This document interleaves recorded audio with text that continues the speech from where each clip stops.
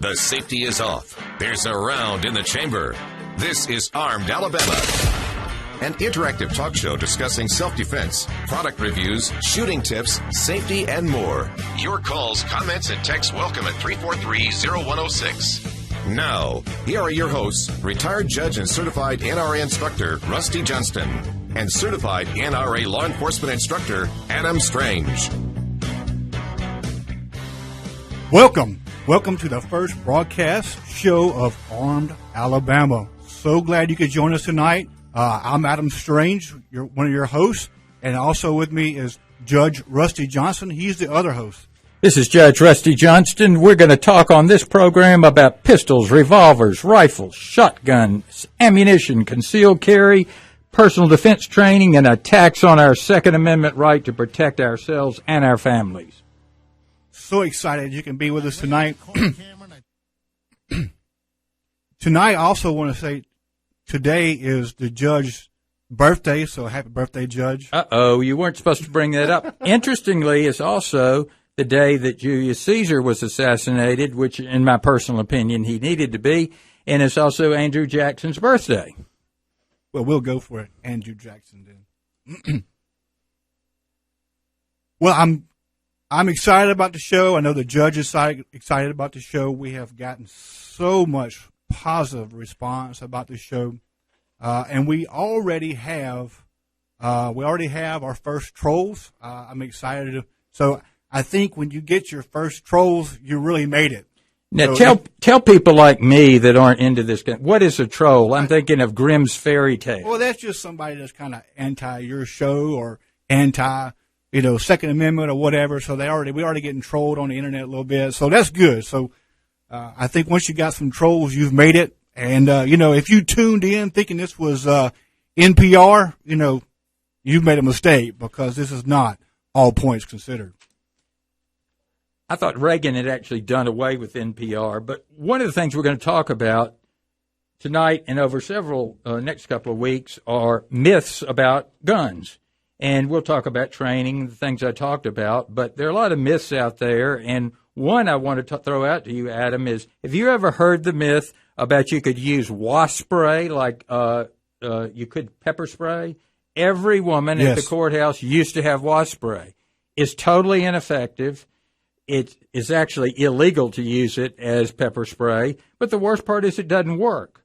So if you've ever heard that, ladies, gentlemen, whatever, don't use it. They're pepper spray products that'll shoot 20 feet just like the wasp spray and that actually work. Believe me, I've been sprayed with pepper spray. It works. It'll put you down. But don't use the wasp spray. It doesn't work. Yeah, we'll be discussing a lot of myths like that, things that people have said over the years, and somehow it's become the norm or the truth, and it's actually not. Judge, as we go into the show, can you go ahead and tell us a little bit about yourself and take this time to introduce ourselves to everyone listening? Well, we'll start from the firearms background. I've been a NRA certified instructor in the field of pistols and revolvers since 2001, and then in another field called NRA certification in personal protection in the home. Has had Harden Your Home, Defend Yourself in the Home since 2012. And that you and I have taught a course, or several, but generally self-defense level 1 and 2 since that time. And I figured we've taught at least 500 people. Now, this is not, we teach gun safety as a part of that, but it's really how to avoid, and if you can avoid, how to win a gunfight. And that's a lot different from, as we say, pistol shooting. Pistol shooting's fun. It's Olympic pistol shooting. But this is how to survive a gunfight on the street. Most self-defense gunfights take place within 10 feet or less, and they take place less than 5 seconds and involve shooting 2 to 3 rounds. So really, shooting at targets from 25 feet doesn't do you a lot of good. You're not going to be looking at your sights if somebody pulls a knife and leaps at you. You've got to move fast under low light conditions, be ready to move. And that it's not very difficult to learn, but I think we're the only people around that teach this form of shooting. You're right, Judge. If you will, could you elaborate a little bit on your judicial background and your time as a judge? I will. I was actually the first Republican appointed judge in the southern part of the state. Now, we like to say our judges should be nonpartisan, and I believe I was.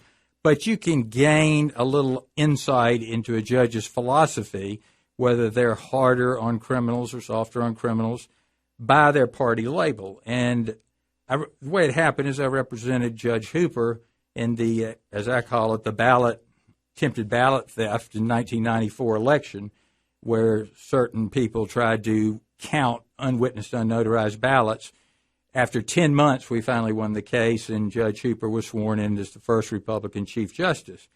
I realized then the problems with the judicial system, and in 1997, I was appointed by Governor James to the circuit court position being vacated by Bob Byrd's retirement, and served in that position until last year. In that position, I was director of the court police for 10 years, and that I gained a lot of wisdom in what we're doing. But one thing it taught me is the standard police training of how to shoot doesn't really work. Statistics show that in a gunfight, police unfortunately miss 80% of the time. And for us civilians and the listeners, that's just not going to help you. You need to do it a little differently. So, tried everything, obviously, from capital murder to jaywalking, and on the civil side, everything from medical malpractice to car accidents. Wow. And I tell you, once you see that, I won't say you're paranoid, you see what really happens. And that's why probably what prompted me to get into the self-defense area after seeing all that. Ironically, one time I tried just a brutal rape case, and several months later, the lady who was the victim was in one of our classes. Great. Thank you, Judge. And, you've told me stories after stories about the different, cases, and really is a point, to motivate someone to get as much firearm training as they can, to be as comfortable with the firearm as they can. And to harden your home. What we teach is if somebody breaks into your home, a home invader, don't go out there and confront them. Set up a safe room. We can tell you how to do that for a few $100s. Retreat to the safe room. And then if you have a firearm, you aim it there at that door. And if they try to come in, you're legally justified in shooting them. Call 911 at the same time, because you don't know whether there's one drunk in your house or it's a Mexican meth gang in your house. I know us as Southern males, we want to go out and fight them, but you're really at a disadvantage. Sun Tzu, the old Chinese tactician, always said, fight from the high ground. And that's what you do when you're in your safe room. So that's one thing that we go into, as you know, in our classes. Absolutely. So you heard a little bit about the judge. So let me tell you a little bit about myself. Adam Strange. I am a certified NRA law enforcement instructor. I have been teaching firearm classes and have been certified as an NRA instructor since 2009. As a judge stated, we've trained over 500 people together. And I was thinking about the other day, it's like how many classes I actually attended, and I actually have now 11 different firearms certifications, including the NRA law enforcement certifications for handgun, shotgun, and patrol rifle. I really enjoy it. I have a background as a process and quality engineer, and with the process engineers really gave me, I think, a different perspective on firearms training, because I look at firearms and firearms training from a systematic point of view, to break it out, to see what takes place within that, what's all the activities within an engagement or with even just drawing your firearm. So I think that's given me a distinct advantage as an instructor to kind of break out of the norm or what you think is kind of the industry standard. And also the judge and I have worked with several different instructors, including Matt Canovey out of Springfield, Missouri, who's kind of put us on a different path. We were kind of going that way already, but Matt kind of helped us go that way to try to be more dynamic. So we'll be back after this break.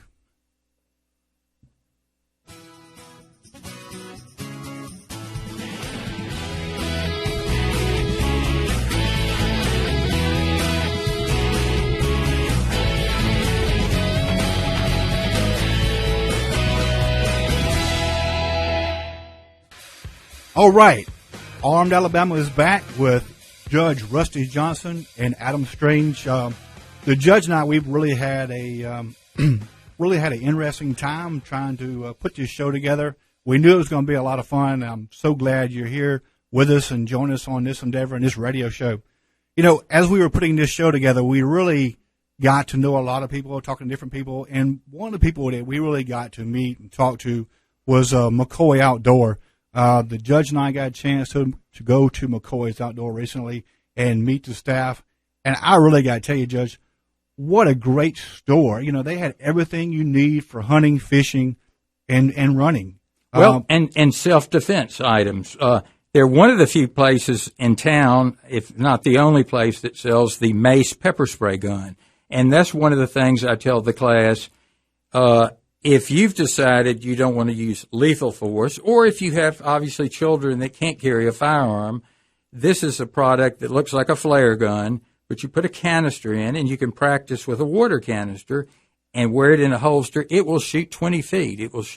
It's actually pepper spray. And I should demonstrate that to the class as a non-lethal device. And some people carry it also in case you're confronted with a drunk or just a bothersome person that you have a right to use force, but not lethal force. And they're one of the few people that carry that. So that's good. And it is good. Also, you know, now that spring has sprung, and, you know, now is a great time. Everybody's going to the range. Went to the range last weekend, and it was absolutely full. So if you want to get your range supplies and ammunition, of course, if you want to buy that firearm that you've been putting off, go see the guys and gals at McCoy's Outdoor. They have a knowledgeable staff, and they're west of I-65 on Spring Hill. I'll mention this: with the purchase of a handgun there, you get 15% off one of our classes. And we also are going to be teaching, as we have in the past, carbine classes. And so if you buy a carbine there, you'll get 15% off one of their carbine classes. Now, our classes aren't that expensive, $100, but it's $15 off. So that's certainly worth it. I'm going to give you another myth that a lot of people have bought into, that racking a shotgun scares away a criminal in your house. Now, I like to see a scientific study to prove something. There's no study that proves that, and it's pretty dangerous to rely on a myth. You know, you rack a shotgun and not it in the dark in your house in the middle of the night when somebody's inside, he may just open fire on you. He'll know you have a loaded shotgun when 9 pellets are traveling in him at 1,100 feet per second. He'll sure know you've got a loaded shotgun, but don't rely on that. And you being a shotgun instructor, a shotgun is something that you need a lot of training on to defend yourself with one, and it's difficult to do in a house. Yeah, you can't be Joe Biden and just point it in the air and pull the trigger. Shotguns spread at 1 inch, generally at 1 inch per yard. And I have demonstrated with good shotgun shells, buckshot, at 30 feet, you've still got an area the size of a salad plate that is hitting. So it's pretty precise. And most home defense shotguns are about 40 inches long. And I had a number of cases where people, generally criminals, thank goodness, had their shotguns taken away from them. And I'm not a big fan of shotguns for the home. I love shotguns. I've got a lot of them. But I'm just not a fan of them. I like, frankly, short-barreled carbines for the home. And I've got Tavor, which is 26 inches, the shortest you can have for you legally without buying an NFA stamp. But it's short, compact, and it can't be grabbed from you. That's a good point, Judge. Thank you. With this show, we've got just a tremendous amount of things to talk about, as you can imagine. So one of the discussions that we wanted to talk about tonight is several different things regarding gun laws and selling and or buying of firearms. And one of the things we're talking about is the Alabama Attorney General announced that, if you're a concealed carry permit holder in Alabama, you now can use your concealed carry license when you go and buy a firearm to purchase that firearm. But which is a good thing, but the catch is that, it's up to the seller whether or not they want to utilize that or not. So that's kind of the downside. And they can still make you request you to fill out an ATF, 4473 form, which must be retained by the dealer or the seller. Judge, any comments you have on that? Yeah, that's kind of interesting. Now, this is going back before the new Firearms Act, but I had a situation where I had a thug, no other way to say it, threatening a witness. He was in the hallway, and I knew the thug had recently been convicted of a felony. Guess what? He had a pistol permit. Now, granted, there may not have been enough time to have it revoked, but I'm a little surprised that they would do that because it's putting a lot on the sheriff to immediately get notice of a conviction and to retrieve that pistol permit. Because they're going to take at face value that pistol permit's valid, even though it may have been revoked in a computer. So I'm a little surprised they would do that. Well, I think there's good in a lot of ways, and I think there's going to be some bad, just as you pointed out. The next thing I want to talk about tonight was the Senate Bill 14, and this will allow loaded pistols in vehicles without a carry permit. So that has kind of been a hot topic over the last several years each time it comes up. It was part of that original, if it wasn't part of the original 2013 Act, it was the next year and got a lot of opposition from the sheriffs, which is understandable. But Missouri is the law, Louisiana is the law, Mississippi is the law, and which means that it's the law which means like in Mississippi, you can carry your firearm in your car with it loaded. They consider it an extension of your home. Right. And you can do that. And a lot of people only get a permit because they want one in the car. And, for whatever reason. Now, as we know, it takes some training, and we've done it to learn how to defend yourself from the car. Correct. To shoot, because you have a right to use lethal force. It may not be the gun. It may be the car itself is the lethal force. But I hope it passes. I know it will reduce some of the funds for the sheriff, but it's not going to allow 16 and 17-year-olds to drive around with pistols because you have to be of legal age to do that. But I think it's something. I'm not going to spend any time lobbying for it, but I hope it's something that passes. Yeah, I think it's good to state that we as working individuals, we spend a lot of time in our car, and I think stating that it's a extension of the home is a good thing. By the way, if you have any questions, you can call in, but you can also write in to questions@armedalabama.com or go to our website, armedalabama.com, but it's in questions, that's with an S, questions@armedalabama.com. And also, if you're going to listen to the show and you're not able to listen over the air, if you're traveling sometime on a Tuesday night, you can tune in to us on your internet. Is fmtalk1065.com. That is the station's internet, and they stream the shows live. And actually, we also do on our site, armedalabama.com, and I think it's look under shows is the tab. Mr. Producer, how much time do we have? Do we need to step into a break? All right, we're in good shape. We have some more topics to talk about. On the news lately, you've heard several things about, accidental shootings is what it's called, but there's no accidental shooting. They used to call them negligent discharge. Exactly. Somebody was negligent. Someone was negligent with their firearm, and it was a cause or a series of causes that led to that negligent discharge. So one of the things that we like to talk about and kind of harp on a little bit is proper range etiquette. So these two incidents that kind of took place this week, I think, was a negligent discharge of a shotgun on the range, and the shotgun was kind of pointed down. It wasn't pointed down range. It was kind of pointed to the side, which is a no-no. Anytime you have a firearm, you always want to point it down range. If they had followed the second rule, always keep it in a safe position. Exactly. Would have been all right. Exactly. So when they loaded the firearm, my understanding is it was a double barrel. And so when they loaded it and they closed it, the rounds went off in the shotgun. Of course, that means the shooter, the owner of the shotgun, he had his fingers on the trigger. And so the shotgun shells actually struck the concrete, bounced up off the concrete, and striking other people that were at the range. So always point your firearm downrange, and always keep your finger off the trigger. I mean, that's something that we really harp on. I'll give you an example that happened to me. We like to tell people to wear all button-up shirt and all, but in this climate, it's kind of impossible. I was shooting at a range I have in the country, wearing a T-shirt like I am now, shooting, and about the third fourth spent brass went in between my T-shirt and hit my skin.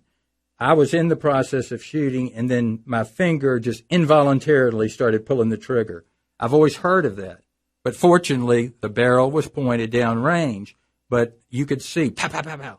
That's why we say if you're ever in a house, you're looking for a criminal, index your finger along the slide. Because if you have it on that trigger and there's a loud noise, you're going to fire the gun. It just can't be helped. And so keep the finger. It takes something like a tenth of a second to get that finger onto the trigger. No time at all. It's time to step into a break, Mr. Producer, I think. And if you want to call, email us, or text us, we'd love to take your questions, firearm related, obviously. If we don't know it, we won't make it up. We'll find it out. And also, find us on Facebook. It's Armed Alabama. And we're on Facebook. We're also on Twitter, Armed Alabama. I think it's Armed Alabama 1065 FM Talk. So please check us out on Facebook and Twitter.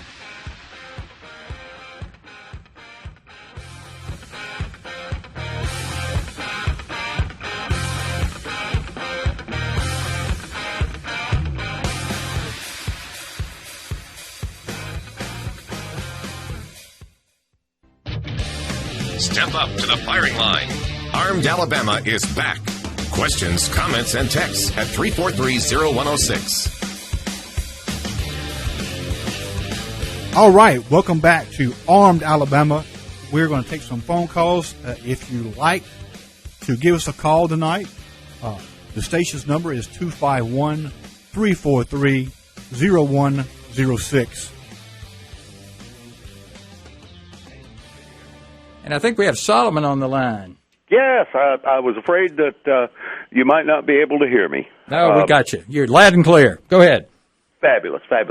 Listen, I've got one basic question, but I have an ancillary question if you have time for it. Go ahead. I have just been so excited since I heard the promotional material on this show. It's just so topical, so timely, and so much needed. Thank you. If a person is driving down the road and they do have a loaded pistol in the automobile, and they do have a concealed carry permit, and they are pulled over for, I don't know, a seatbelt violation or a speeding violation or something, how do you identify yourself to the officer for officer safety? Okay. Let me answer that, and we'll get to your ancillary question.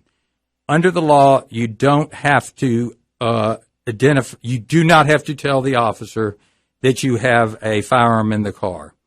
Now, it depends. If you are wearing, like we recommend, if you're wearing the pistol in a high-rise holster on you, because that's the best way to wear it so you can defend yourself, that when you're stopped, have your pistol permit out with your license and hand them to the officer and say, "Officer, I have a pistol on my side in my holster, and I'm a pistol permit carrier." But let's say you have it, like a lot of people do, in their glove compartment, and they're not going to need to access that to get their insurance papers or anything like that. My advice is not to tell them, because you may hit some police officers who think, hey, he's trying to play policeman, and you may be there a lot longer than you want to be there. As I say, we don't have a law in this state that requires that. And you and I know you're not going to hurt the police officer. We figure 5% of the persons who have pistol permits actually carry them regularly. So it's not like he can look you up and say, I know he has one. That would be a tremendous waste of time. So it depends on where the firearm is. Well, I tend to agree with that answer. I'm still concerned about officer safety. Well, you're not going to do anything, so I can understand if I'm amongst the 95% that don't carry a pistol, but I'm able to. Right. But I did have another question, Go ahead. especially since we have the judge available. His many years on the bench. Has he ever seen a case where someone was acquitted of murder, homicide, manslaughter, any of those type of things, where all of the bullet entry wounds were in the back? No, but let me give you the caveat. The cases I've tried where their bullet wounds were in the back were not self-defense claims. If you were getting at were they self-defense cases, the ones where they were, well, actually, no, there was one where the claim was self-defense. But I can give you a scenario where one could assert self-defense and shoot someone in the back. You and your wife, children are tied up in a home invasion, like the guy in Connecticut, the doctor. They're torturing and raping your wife and children. You get one hand free and get it on a gun. I think you can very easily shoot him in the back because your wife and children are an imminent threat of being killed or great bodily harm. You could certainly shoot him in the back. Fabulous. Hey, yeah. Looking for a lot of success with this show. Sure. Thank you for calling. Spellbound. Thank All right. you. Bye. Yes, we can take the next call, please. All right. Hey. Carl. Yeah, it's Carl out in Theodore. Hey, listen, I don't have really a question, but I just want to say this show is really cool. It's really good, and I'll be tuning in every week when y'all have this. Okay, it's very good. Good. There's so much information out there that's hard to understand and misviewed and everything like this. And Carl, I've been doing one like this in Missouri for about a year with a friend of mine, and it is the #1 show on the weekends in Springfield, Missouri. So very popular there and gets a lot of information out and dispels a lot of misinformation. Well, this is very cool, and I know I speak for a lot of guys out here in Lower Alabama, but we're really glad y'all are doing this. I'm 65 years old. I've been carrying legally for like 40 years. I never had to pull it. But I'm a big fan of the Second Amendment, and I'm really digging your show. Right. Thank you so much. Well, thank you so much, Carl. We appreciate it. And that's why we're excited about the show, is to be able to do that and dispel some of those myths. So we got one more call, I think. David? Yes. Go ahead, sir. What question do you have tonight? Okay. What I was going to ask was, you almost touched it on a question earlier. We were discussing some items on Facebook, about concealed carry. Yes, sir. And, Alabama's open carry state. Right. Now, can you have your pistol on your side, open carry, and be inside your car? Or does your gun have to be concealed? Well, you have to have a pistol. It's a weird, strangely written law. You cannot be in a car without a pistol permit. Yes. Right. And so, the problem is, I'm a big believer in open carry, but how do you get from point A to point B without getting in a car? Right. That's kind of the problem. So with that, you have to have a concealed carry permit. Right. I have my concealed carry permit, but summertime's here, you can't wear a You don't have to coat conceal cover. it. You don't have to conceal it in your car, if that's what you're saying. Oh, okay. So you don't have to conceal it in your car, then? No, you don't have to do that. And the strange thing is, the reason that the law was written, making it illegal to carry concealed, is nasty people, crooks, sneaky people, they concealed their guns. Law-abiding people didn't conceal their guns. Right. So the law was made to make it illegal to carry a concealed weapon, not a open weapon. So that's what was made illegal. So, right. Yeah, you're right about that. You don't have to conceal it in your car.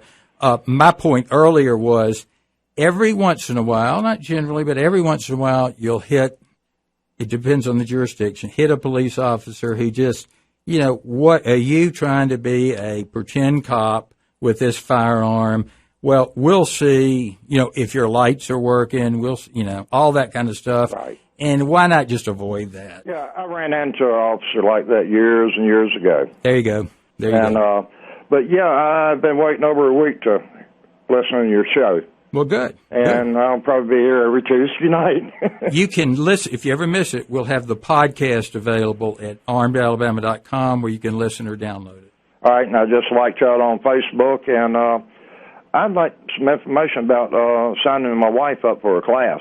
We'll get into that in just a minute, too. All and right. you can check the armedalabama.com. We'll describe the classes, and at some point, hopefully in a couple of weeks, you can actually sign up for them there.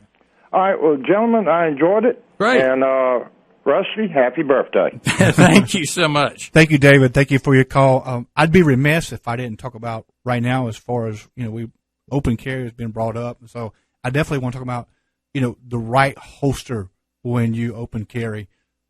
You don't want to open carry in a holster that's $10 or $15 or whatever. You want a good, secure holster that will secure your firearm with double or triple retention, and also be able to anchor it to a good, solid belt, a good, solid webbing belt. Is that pretty much the consensus that we need to share on that, Judge? Is there anything extra? Adam, it is, and, I carried at the courthouse because I ran the court police for 10 years, and we were a bit understaffed. But I knew I was in an environment where I could have potentially had it taken away by criminals. So I carried a Kydex Black Hawk triple retention holster where you have to push the finger, release it. It takes some getting used to, but you can draw it just as fast. And I would wear a dress leather belt, but it was a police quality belt that actually has Kevlar in it. So they couldn't they were going to snatch me along with the gun. And so what I would recommend to open carry people to show you're responsible is have a rig like that. And so if you ever do have a problem with a police officer, you're showing I'm being responsible. Nobody can snatch this away from me. That's a good point. I've even made comments to officers I've seen locally carrying a firearm in a single retention holster, meaning there's no buttons, no lever, no mechanism to retain the firearm in their holster, and that's such a liability. We actually had a probation officer almost killed because the probation department did not require any type of retention, and a criminal snatched the pistol out of his partner's, no, actually out of his own holster, and fired it right through his neck. Fortunately, the bullet did not expand, and the other officer shot him and subdued him. But to show you, the officer, and I won't mention any names, who had to kill the felon, he'd been to Afghanistan. He was a real tough guy. 3 years later, he was dead. He just could not handle what had happened. You're talking about he could not handle the fact he'd killed someone. Right. And, one thing we stress in our classes is avoidance if at all possible. Not to put yourself in danger, but, we're not Dirty Harrys. Some of these people that you might wind up having to shoot aren't worth losing one night's sleep over. And that's a good point. You definitely don't want to put yourself in that position if you don't have to. Well, there's no question about it. And none of us knows. I mean, some people know in advance, I have a religious conviction against it. I have a relative like that. But I've told her, so you're against shooting someone and maybe possibly killing them, but you have no problem about calling 911 and having a young police officer come out and shooting someone for you. That's all right in your mind. So that's kind of a disconnect there. Right. We'll put a paper up fairly quickly about Christians and their duty to their family and using lethal force. And I think I didn't write it. A scholar wrote it. I think it shows pretty easily that there's certainly no problem about using lethal force to protect yourself and your family. That, in fact, I think it's a dishonor and probably a sin not to use lethal force to protect your family. But, that's the debate. But if you don't want to, there are other ways to handle it. All right, Armed Alabama will be back after we step in this break.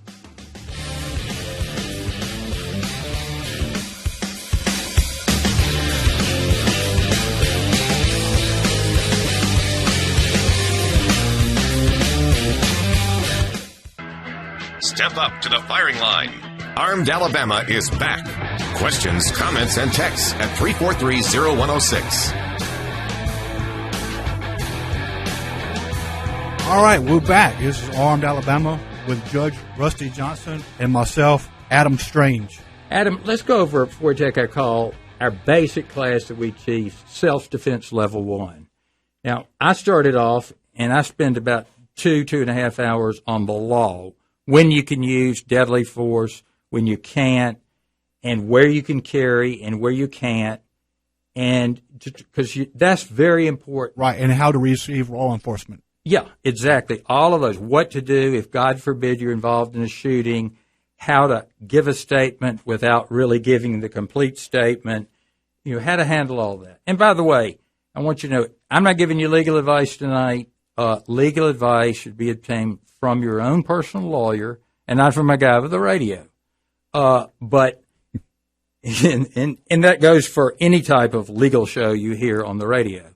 And besides, I couldn't represent you if I wanted to. I hold an inactive license with the state bar because last thing I want to do is practice law.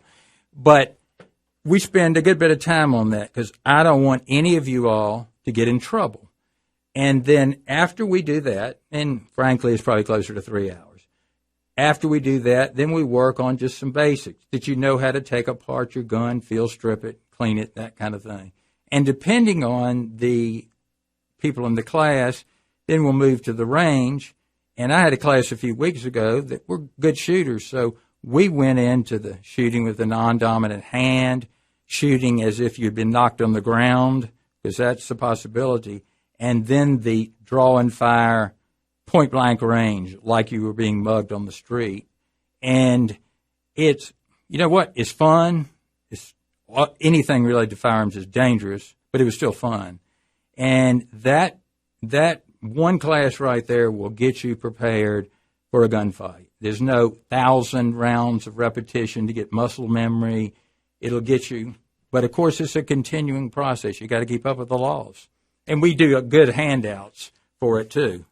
Absolutely, and we really focus on, if you're going to conceal carry, we focus on presentation of firearm, how to draw correctly, how to remove or set aside or move aside your cover garment, whether or not if you're wearing a T-shirt or if you're wearing a button-up or you're wearing a sport coat or however you carry your firearm. We'll address that and show you the proper way to present your firearm, 4-step draw, to get a good draw on your weapon. But also we talk about, the short distances that the statistics shows that these engagements take place. And with a lot of them being 10 feet or less, so we really go into that as far as, not doing a full presentation with your firearm, drawing and firing from the hip in a lot of ways that you need to in these very, very short distances. Because half of those engagements are less, around 40-50%. They can be within arm's length. Right. So you definitely do not want to extend your firearm all the way out in those instances because now you're in a tussle for your own firearm. Right. Go to our website, and we're kind of still putting it together, but you can go to the website pretty soon and be able to actually sign up and pay for the courses. On that site. Right, and we'll post that information on our website. Also, we'll put it out on Facebook and Twitter. We're tentatively looking right now for March 26th. All right, let's go to our next caller. Chris? Hey, yep. Chris. Hey, guys, how are you? Great show. Thank you. Thank you. I got a question for you. I think a lot of folks listening are kind of in my same boat. I'm not really a gun enthusiast. I had a permit at one time, but not really anymore. But a lot of folks, given the way the world is now, we tend to send more and more of someone gets shot in a situation, and it seems to be the shooter is the person who's always on trial. And a lot of my friends that live, we have homes, we have families to protect, and I have a shotgun in my house, and God forbid ever used it. But in the back of my mind, we've all talked before, I'm going to be so hesitant because I feel like if someone breaks down that door, there's going to be 10,000 rules of did I shoot him in the back? Did I shoot him? Did I have to shoot him? Well, you didn't have to shoot him. I think that's something that out here for the average guy who's not as attuned into guns is at what point is there? It just feels like that.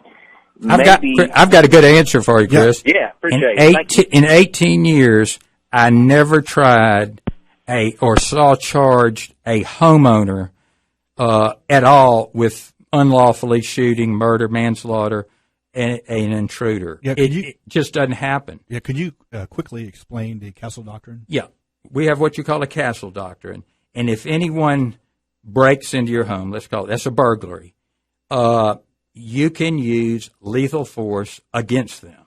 Now, lethal force is up to killing them, anything up to killing them. Now, you may wind up with a Alzheimer's victim in your house, but you don't know it. But that would be the one problem. But the only self-defense cases I ever tried were a drug addict shooting his supplier when they were in a fight, or a man fighting over a woman and he shoots. Those were the type. I never saw a normal homeowner, and your risk of being charged in your house shooting an intruder that you don't know. I'm not talking about your nephew that you've let live there, something complicated like that. Your risk of that being charged in your house, shooting in your house because of our Castle Doctrine, is almost zero. And you always, if I could tag onto that, you always want to identify the threat before you shoot. You just don't want to shoot through the door or anything else like that. You want to identify. You want to shoot your wife. Yeah, absolutely. So you definitely want to identify that there is indeed a threat imminent to you, and not just shoot through a door or through a window or anything else like that. So we've got another caller on the line. Thank you so much. We'll go to Michael. Michael, can you hear us? Yes, sir. Hey, guys. How you doing tonight? Hey, all right. Fine. Thank you. Hey, I missed the first half of your show, and this question may be for another show, but I was wanting if you could give me some information, some opinions on maybe an abbreviated opinion of concealed carry versus open carry, and I'll hang up and listen to your comment. Thanks. All right, thank you. Quickly, Judge. Well, one problem about I'm fully in favor of open carry. The problem is that in order to get from point A to point B, you got to drive, and you have to have a pistol permit in Alabama in order to have a pistol in your car. Now, if you want to open carry after you get someplace, that's fine, but just do it with a retention holster, and that's a holster where you can't just pull it out. You have to press a button or some type of mechanism so you can remove the gun from the holster, and wear a police-quality belt that won't break. That shows you're trying to keep a criminal from stealing your gun. All right. No more calls. We still have a bunch of more calls left. But so I think we need thank to you for everybody that called tonight. We still got a lot of phone calls that we're not going to be able to get to tonight. But definitely want to give our information out again. If you'd like to email us, you can email us at thejudge@armedalabama or Adam@armedalabama. And that's .com. .com, exactly. Thank you. And also, be sure and check us out on Facebook, check us out on Twitter, and check us out on our website is armedalabama.com. And we're under construction now, but we'll have the courses and their descriptions posted and where you can take them, when you can take them, and they're within everybody's budget. And believe me, this day and age, before you carry, you need to know the law and you need to know the techniques. Right. We have 3 different classes as far as handguns, levels 1, 2, and 3. All right. Thank you so much for joining us. Catch us next week at the same time. Armed Alabama, 106.5 Talk FM, 7 p.m. next Tuesday night. And stop by McCoy's and say hello.